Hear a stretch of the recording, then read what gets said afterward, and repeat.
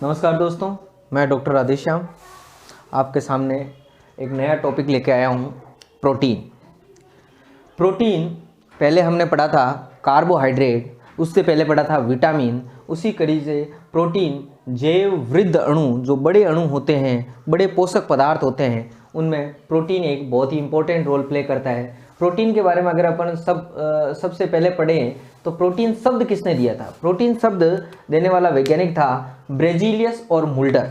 अगर आपके कई बार क्वेश्चन आ जाए कि इन दोनों में से कौन था, एक ऑप्शन आ जाए तो आपको आंसर टिक करना है ब्रेजिलियस। प्रोटीन टर्म किस एक शब्द से उत्पन्न हुई है? ग्रीक वर्ड से प्रोटीन की उत्पत्ति हुई है। ये ग्रीक वर्ड क्या था? ये ग्रीक वर्ड था प्रोटियस। प्रोटीन की उत्पत्ति प्रोटियस नामक ग्रीक वर्ड से हुई और उसका मतलब होता है प्रथम स्थान, primary, first place, that is protein. Protein के से पहले हमने पढ़ा था कार्बोहाइड्रेट के अंदर हमने पढ़ा था कार्बोहाइड्रेट कार्बन, हाइड्रोजन और ऑक्सीजन से मेनली मिलके बने होते हैं। लेकिन प्रोटीन के अंदर एक बहुत ही इंपॉर्टेंट होता है, वो होता है नाइट्रोजन। बहुत ही इंपॉर्टेंट, याद रखना, नाइट्रोजन। पोषक पदार्थ कौन सा है जिसमें नाइट्रोजन होता है? That is protein. इसके अलावा सल्फर भी पाया जाता है।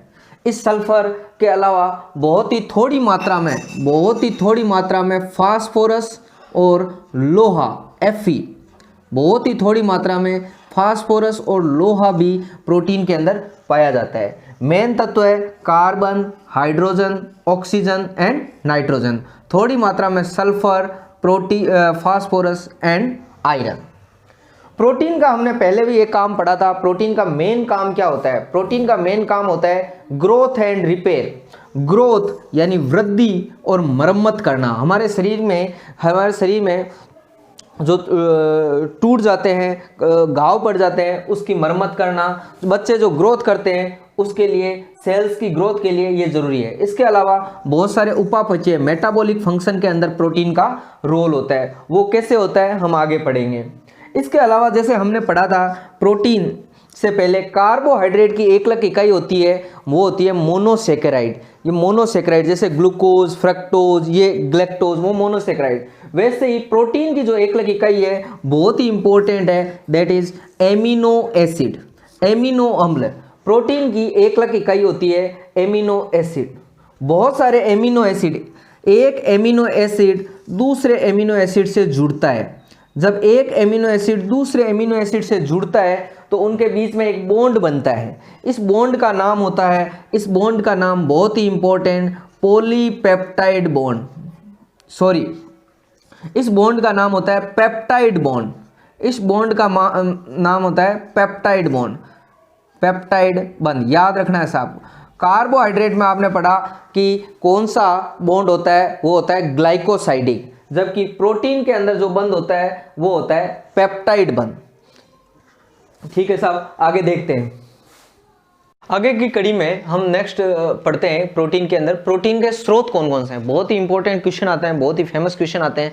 सभी लोगों ने सुना होगा प्रोटीन सबसे ज़्यादा किस में पाया जाता है, और सभी लोगों ने सुना होगा कि प्रोटीन सबसे ज़्यादा होता है सोयाबीन के अंदर।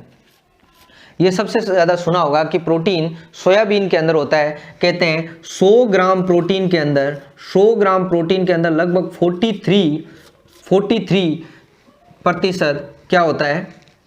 43 ग्राम सोयाबीन होता है। लेकिन अगर सोयाबीन के साथ साथ में ऑप्शन में ये हो क्लोरेला और स्पाइरुलिना, ये साहब क्या है साहब? क्लोरेला और स्पाइरुलिना ये होती है समुद्री शैवाल। ये क्या होती है? समुद्री शैवाल। समुद्री शैवाल में कहते हैं कि प्रोटीन 70 से 80% तक प्रोटीन होती है। तो अगर ऑप्शन के अंदर समुद्री शैवाल, क्लोरेला या स्पाइरुलिना हो और सोयाबीन भी हो तो आंसर टिक होएगा क्लोरेला और या स्पाइरुलिना। या ऑप्शन ये भी दे सकते हैं समुद्री शैवाल। तो अगर देखा जाए तो समुद्री शैवाल में सबसे ज़्यादा प्रोटीन होता है, उसके बाद में अपना नंबर आता है सोयाबीन का। लेकिन इन जनरल क्वेश्चन ये समुद्री शैवाल वाला पूछते नहीं है, वो यही पूछते हैं कि सबसे ज़्यादा अपने डेली रूटीन में काम आने वाली चीज़ों में किस में अंदर प्रोटीन होता है, वो होता है सोयाबीन। इसके अलावा एक क्वेश्चन बहुत ही फेमस क्वेश्चन आता है, सोयाबीन के बाद में दूसरी दालें, इसके अलावा मांस, उसके बाद में अंडे और दूध। सोयाबीन के अलावा एक क्वेश्चन ये आता है एग्स पे ये क्वेश्चन आता है कि एग के अंदर, एग को क्या कहते हैं, अंडे होते हैं, अंडे के अंदर जो प्रोटीन होता है येलो, उसके अंदर मेनली होता है